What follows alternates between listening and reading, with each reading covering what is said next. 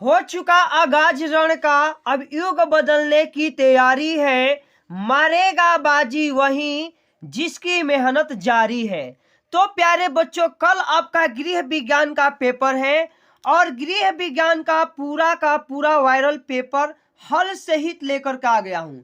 100% प्यारे बच्चों यह वायरल पेपर है और 8 मार्च को यही आएगा। 70 में 70 की पूरी गारंटी है। लास्ट पेपर है, इसे तैयार कर लो और तैयार करके प्यारे बच्चों कल आ करके कमेंट में बताइएगा कि आपने 70 में 70 किया कि नहीं किया। चलिए हम सबसे पहले प्यारे बच्चों पेपर के एक एक पार्ट को पढ़ते हैं और 8 मार्च की बेहतरीन तैयारी करके कल पेपर देने चलते हैं। चलिए आज का कोड है 825 ईडी, आप लोग ध्यान से देख लीजिए और सीधे चलिए प्यारे बच्चों खंड आप पे, क्योंकि टाइम बहुत कम है और बहुविकल्पी प्रश्न एक एक पढ़िए ध्यान से और कल हल करके आइएगा। साथ ही साथ इस पूरे पेपर का जो है कैसे लिखना है मैं अभी इसी वीडियो में समझा दे रहा हूं। प्रश्न पहला है कि आंखों के सुरक्षा के लिए कौन सा विटामिन आवश्यक है, और भी ऑप्शन है कि vitamin A, vitamin C, vitamin D या विटामिन के। तो इसका राइट आंसर प्यारे बच्चों जो हो जाएगा ना, वो हो जाएगा विटामिन ए। ऑप्शन ए बिल्कुल यहाँ पे सही हो जाएगा। अब प्रश्न संख्या दूसरा पढ़िए, बीसीजी का टीका किस रोग के रोकथाम के लिए लगाया जाता है। इसका ऑप्शन पहला है पीलिया, ऑप्शन बी है पोलिया, ऑप्शन सी है कर्णफेड़ या ऑप्शन डी है तपेदिक। तो देखिए बीसीजी का टीका किस रोकथाम के लिए लगाया जाता है, इसे आपको तैयार करके चले जाना है। तो प्यारे बच्चों तपेदिक के लिए लगाए जाते हैं, ऑप्शन डी बिल्कुल सही हो जाएगा। अब हम लोग आगे बढ़ते हैं, प्रश्न 3 संख्या देखते हैं कि वसा में घुलनशील विटामिन है, vitamin B, vitamin A, vitamin C या इनमें से सभी। तो देखिए वसा में जो घुलनशील विटामिन है प्यारे बच्चों वो है विटामिन जो ए, ठीक ना। ऑप्शन बी बिल्कुल यहाँ पे सही हो जाएगा। चलिए अब नेक्स्ट क्वेश्चन को पढ़ते हैं। तो नेक्स्ट क्वेश्चन हमारा 4 नंबर है प्यारे बच्चों, एक एक क्वेश्चन को तैयार करके जाइएगा, ठीक ना। एक एक क्वेश्चन को तैयार करके चले जाना है। क्वेश्चन संख्या 4 है कि सोडियम प्राप्ति का स्रोत है, गुड़ है, नमक है, नींबू है या हल्दी है। तो देखिए सोडियम प्राप्ति का जो सबसे अच्छा स्रोत है प्यारे बच्चों ये क्या है, तो ये नमक है, ठीक ना। सोडियम क्या होता है, तो Na होता है, ये आपको तैयार करके जाना है। सोडियम प्राप्ति का सबसे अच्छा स्रोत जो है नमक है। अब यहाँ पर प्यारे बच्चों 5 नंबर क्वेश्चन होगा कि वायु द्वारा फैलने वाला रोग है, हैजा है, प्लेग है, चेचक है या रिकेट्स है। तो वायु द्वारा फैलने वाला रोग इसमें से कौन सा हो जाएगा, तो प्यारे बच्चों इसका राइट आंसर जो हो जाएगा वो हो जाएगा सी, चेचक। और यदि पूछ दे कि जल द्वारा कौन सा रोग फैलता है, तो जल द्वारा कौन सा रोग फैलता है प्यारे बच्चों, तो ये जो फैलता है वो हैजा फैलता है, ठीक ना। अब चलिए आगे हम लोग प्रश्न संख्या 6 पढ़ते हैं कि जल का रासायनिक सूत्र है, HO है, H2O है, HO2 है या H2O2 है। तो जल का रासायनिक सूत्र प्यारे बच्चों जो है ना वह H2O है, ऑप्शन बी बिल्कुल यहां से सही हो जाएगा। अब आगे पढ़ते हैं, आगे हमारे प्यारे बच्चों है प्रश्न संख्या 7 कि एक स्वस्थ सामान्य व्यक्ति के शरीर का तापमान होता है 97.4 डिग्री फ़ारेनहाइट या 98 डिग्री फ़ारेनहाइट या 98.6 डिग्री फ़ारेनहाइट या 98.8 डिग्री फ़ारेनहाइट। तो इसका राइट आंसर जो होगा प्यारे बच्चों वो हो जाएगा 98.6 डिग्री फ़ारेनहाइट, ऑप्शन सी बिल्कुल सही हो जाएगा। 8 नंबर क्वेश्चन है कि संक्रामक रोग फैलता है वायु से, जल से, संपर्क से या इनमें से सभी से। तो संक्रामक रोग जो प्यारे बच्चों फैलता है ना वह वायु से भी फैलेगा, जल से भी फैलेगा, संपर्क से भी फैलेगा, इसलिए इसका राइट आंसर हो जाएगा कि इनमें से सभी से जो है संक्रामक रोग फैलता है। अब हम आगे बढ़ते हैं, प्रश्न संख्या 9 है कि विटामिन डी की कमी से कौन सा रोग होता है। तो विटामिन डी की कमी से कौन सा रोग होता है? मलेरिया है, रिकेट्स है, ज्वर है या बेरी है। तो विटामिन डी की कमी से कौन सा रोग फैलता है? तो वह जो फैलता है प्यारे बच्चों, रिकेट्स फैलता है। यदि आपसे पूछ दे कि रिकेट्स का लक्षण क्या होगा, तो देखिए हाथ पैर बिल्कुल दुबला पतला हो जाएगा। इसका अन्य नाम क्या है? तो रिकेट्स को ही हम लोग प्यारे बच्चों सूखा रोग भी कहते हैं। कौन सा रोग कहते हैं? सूखा रोग जो है कहते हैं, ठीक ना। अब चलिए प्रश्न संख्या 10 है, विश्व पर्यावरण दिवस कब मनाया जाता है? ये आपको बताना है। 5 जनवरी को, 5 मार्च को, 5 जून को या 5 जुलाई को। तब विश्व पर्यावरण दिवस कब मनाया जाता है? तो इसका राइट आंसर हो जाएगा प्यारे बच्चों कि 5 जून को। एकदम इंपॉर्टेंट क्वेश्चन सारे के सारे हैं, एकदम कल छप के आएंगे, ठीक है। 11 नंबर क्वेश्चन है कि लौह तत्व की कमी से कौन सा रोग हो जाता है? बेरी, रतौंधी, एनीमिया या स्कर्वी। तो लौह तत्व की कमी से जो रोग होता है प्यारे बच्चों, वो होता है एनीमिया, ठीक है। और विटामिन ए यदि पूछ दे तो विटामिन ए के कमी से रतौंधी होता है, ठीक ना। और विटामिन बी पूछ दे तो बेरी होता है, इसलिए आपको विटामिन बी नहीं होता है, ठीक ना। यहाँ ध्यान दीजिएगा, विटामिन बी ही होता है, ध्यान नहीं दिया हम, ठीक है। चलिए अब हम आगे बढ़ते हैं। आगे प्यारे बच्चों प्रश्न है 12, विटामिन सी का अच्छा स्रोत क्या है?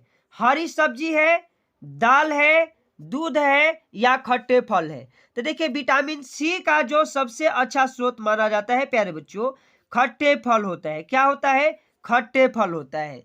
यदि ऑप्शन में आपको दिख जाए जो है नींबू, तो आप नींबू भी लगा सकते हैं, ठीक है। अब 13 नंबर क्वेश्चन पढ़िए कि नवजात शिशु 0 से 1 महीने का प्रति मिनट हृदय दर होता है, यानी कि 1 मिनट में कितनी बार धड़कता है, ये आपको प्यारे बच्चों बताना है, ठीक है। 70 से 190 बार, 80 से 160 बार, 80 से 120 बार या 80 से 130 बार। तो इसका राइट आंसर जो होगा वो 80 से 160 बार होगा। राइट ऑप्शन प्यारे बच्चों बी हो जाएगा। चलिए अब हम आगे बढ़ते हैं। आगे हमारा क्वेश्चन है 14 नंबर कि क्षय रोग किस जीवाणु द्वारा फैलता है? क्षय रोग किस जीवाणु द्वारा फैलता है? ऑप्शन है बेसिलस, ऑप्शन है अमीबा, ऑप्शन है वायरस और ऑप्शन दे दिया है क्यूलेक्स। तो देखिए इसका क्यूलेक्स का यदि दूसरा नाम भी प्यारे बच्चों दे दे, यहाँ पे ट्यूबर, ठीक ना, कुलेसिस दे दे, तब भी आपको वही वाला ऑप्शन जो है टच करके चले आना है, ठीक ना। इतना आपको ध्यान रखिएगा। अब 15 नंबर क्वेश्चन है कि क्वास्कियोरकर रोग किसकी कमी से होता है? वसा के, खनिज लवण के, प्रोटीन के या इनमें से सभी से। तो राइट आंसर इसके प्यारे बच्चों हो जाएगा खनिज के कमी से। ऑप्शन जो है सी यहाँ पे बिल्कुल सही हो जाएगा। अब 16 नंबर क्वेश्चन पढ़िए कि वसा 1 ग्राम वसा कितनी कैलोरी देता है? कितनी कैलोरी ऊर्जा देता है? 4 कैलोरी, 8 कैलोरी, 6 कैलोरी या 9 कैलोरी। तो इसका राइट आंसर प्यारे बच्चों हो जाएगा 9 कैलोरी। ऑप्शन डी बिल्कुल सही हो जाएगा।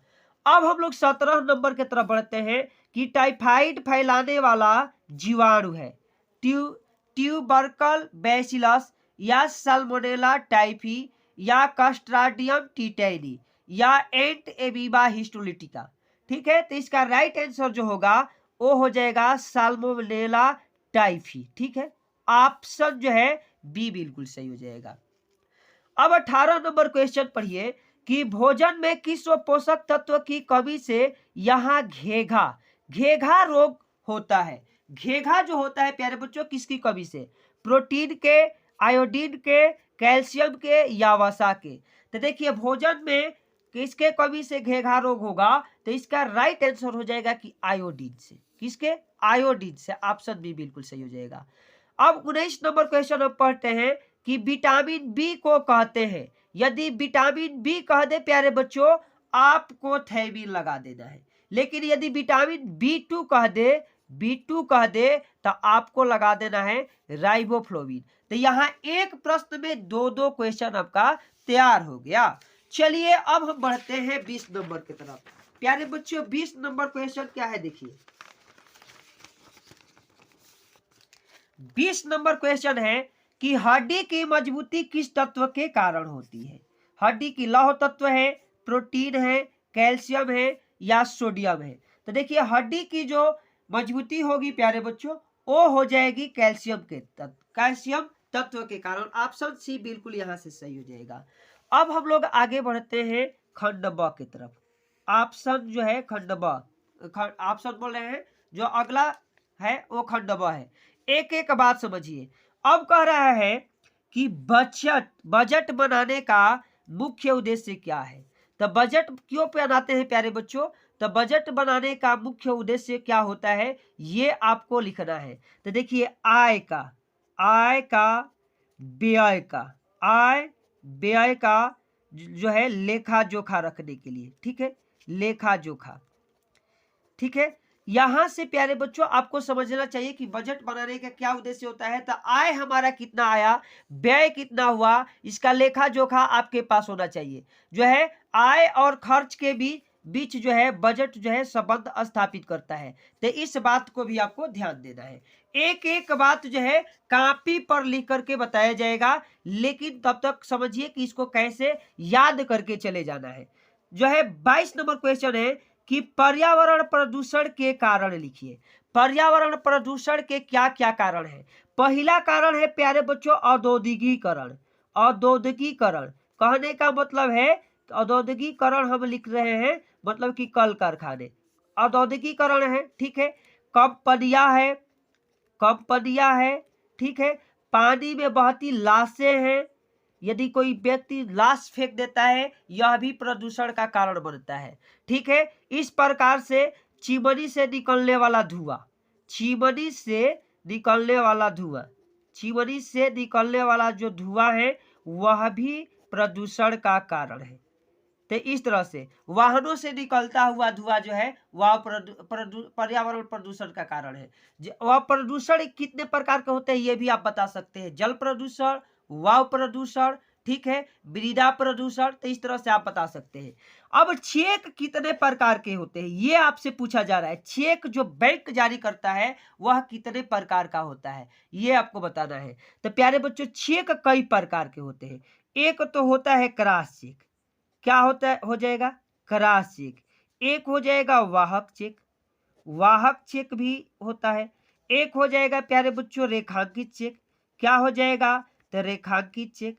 एक प्यारे बच्चों होता है उपहार चेक, क्या होता है उपहार चेक। तो इसे भी आपको तैयार कर लेना है। तो चेक के ये जो है प्रकार है, मैं आपको एक एक करके बता दिया। अब कह रहे हैं कि मोच के लक्षण लिखिए। भाई मोच के लक्षण क्या क्या है। पहले तो मोच आएगा तो दर्द होगा, क्या होगा दर्द होगा, जो है सूजन होगा। दूसरा क्या हो जाएगा सूजन होने लगेगा। तो दर्द होता है, सूजन होता है, ठीक है, चलने में तकलीफ होती है। तो इस तरह से आप मोच का लक्षण लिख देंगे। अब रोग प्रतिरोधक क्षमता क्या है। तो प्यारे बच्चों प्रत्येक मनुष्य का अपना अपना खुद का रोग प्रतिरोधक क्षमता होता है, ठीक है। अब रोग से लड़ने के लिए हर लोगों के पास अपना प्रतिरोधक क्षमता होता है। रोग से लड़ने के लिए हर किसी के पास जो है प्यारे बच्चों रोग प्रतिरोधक क्षमता होता है। यदि आप बीमारियों से लड़ पाते हैं तो आपका रोग प्रतिरोधक क्षमता अच्छा है। यदि आप बीमार पड़ जाते हैं तो रोग प्रतिरोधक क्षमता जो है खराब है, कम है, ठीक है। अब भोजन विषाक्तता क्या है। तो प्यारे बच्चों हम लोग देखते हैं कि कभी कभी खाने योग्य भोजन भी हमारे शरीर में नहीं पचता है। क्यों भाई, क्योंकि भोजन में कई प्रकार के विषैले कीटाणु आ जाते हैं, ठीक है, जो हमारे शरीर को जा करके हानि पहुंचाते हैं। तो इस प्रकार का जो भोजन होता है वही भोजन विषाक्तता का कारण है और भोजन विषाक्तता कहलाता है आपको। अब हम लोग बढ़ेंगे प्यारे बच्चों 27 से 31 तक लघु उत्तरीय प्रश्न है और प्रत्येक प्रश्न का उत्तर अधिकतम 50 शब्दों के अंतर्गत लिख करके आना है, ठीक है। अब कह रहे हैं 27 नंबर कि घर में सिलाई करने के क्या लाभ है। एक तो प्यारे बच्चों लाभ यह है कि धन बचेगा, कपड़ा बच जाएगा, उसके बाद साथ ही साथ आपका समय बचेगा। तो ये इत्यादि बहुत सारे हैं, एक एक हेडिंग लगा करके लिख दीजिएगा, बिल्कुल आपका 4 नंबर मिल जाएगा। जल के कार्य क्या है तो जल का कार्य क्या है प्यारे प्यारे बच्चों, नहाने में, फिर धोने में, किसमें, धोने में। उसके बाद प्यारे बच्चों क्या हो जाएगा, सिंचाई के लिए, सिंचाई के लिए जल का कार्य है, सिंचाई के लिए हम लोग प्रयोग करते हैं। उसके बाद खाने में जल का प्रयोग होता है, खाने के लिए, खाने में, पीने के लिए। तो इस तरह से आप जो है जल का प्रयोग आप लोग लिख सकते हैं, जल का क्या क्या कार्य है। वृक्षारोपण से क्या लाभ है प्यारे बच्चों, पहले तो पर्यावरण का रक्षा होगा, पहले क्या होगा, पर्यावरण की रक्षा होगा, ठीक है। उसके बाद वर्षा होगा, वर्षा होगा, ऑक्सीजन मिलेगा, देखिए ऑक्सीजन आपको मिलेगा, ठीक है। तो ये वृक्षारोपण का कार्य है, वृक्षारोपण से लाभ है, आपको ऑक्सीजन भी मिलेगा। तो एक एक बात को जो है आपको समझना है। कैंची कितने प्रकार की होती है, किसका क्या उपयोग होता है, यह जो है घरेलू प्रकार का प्रश्न पूछा गया है, इसको आप अच्छे से तैयार करके चले जाइएगा, कैंची से हर बार आता है।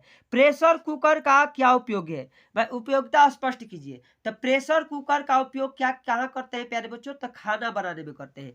क्यों करते हैं, क्योंकि प्यारे बच्चों जो है खाना जल्दी पक जाता है, खाना क्या होता है, जल्दी पक जाता है, ठीक ना, इसलिए हम लोग प्रेशर कुकर का प्रयोग करते हैं।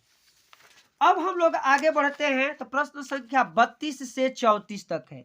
32 से 34 तक दीर्घ उत्तरीय प्रश्न है, और 32 और 33 में विकल्प दिए गए हैं, ठीक है। किसी एक विकल्प का ही उत्तर लिखना है, प्रत्येक प्रश्न का उत्तर लगभग 100 शब्दों में लिखना है।